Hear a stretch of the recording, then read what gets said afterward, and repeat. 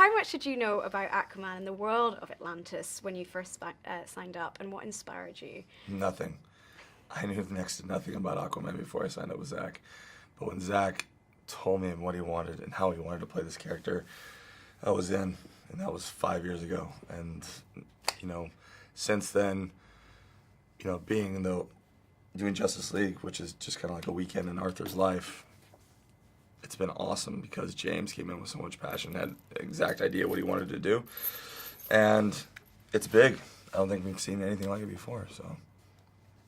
And what can you tell us about the Aquaman that we do meet in this new adventure? And without giving too much away, what does he go through in the journey? You know, it's the ultimate, you know, it's the reluctant king, and it's the man who's, you know, going to take the long road to become king.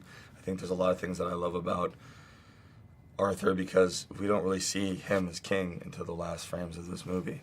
So it's really about him becoming that. And you get to see him as a boy and what it was like and what it must have been like to be raised that way and also have those powers and not be understood and not know how to harness them. And then, you know, through loss and trials and tribulations, he eventually, the people around him believe in him, and he finally believes in himself. And tell me about the experience of working with director James Wan. What was your working relationship like creatively? It was super easy. James let me do my thing. I let him do his thing. He made a beautiful world, that's all you can ask from a director, is to put up a safety net so that I can do things and he can pull it back or ask for more, and just trust and trusting each other. So he pulled it off. Certainly did. Yeah. And there's also some great humor in the film. What was it fun to play with that? And there seems like nice banter between you and Amber. Absolutely.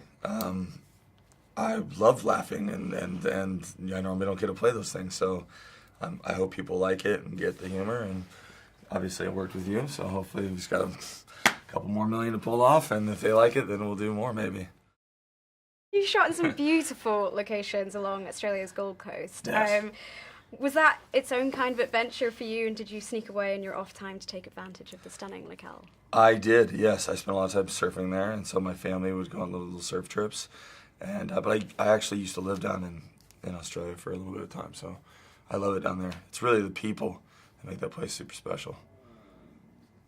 And what were your favourite moments or most fun moments of the filming?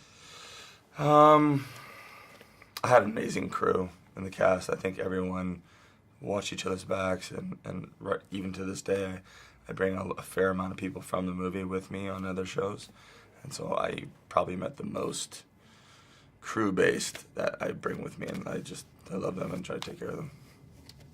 And what do you hope audiences experience when they see Aquaman in the cinema? What do I hope they experience? Well, I think the only way to see this is truly in the cinema. I think the world that James created, it's a must to see that on IMAX or see it on a big screen, because it's just a big, beautiful world. You don't want to be watching that on your phone, man. Rob Reiner has directed some of the most famous films of the 20th century. One of those films is the mockumentary This Is Spinal Tap. Reiner and his team tried writing a script but gave up after just a few days. The entirety of the dialogue was improvised by everyone involved, so Reiner tried getting everyone credited as the writers of the film.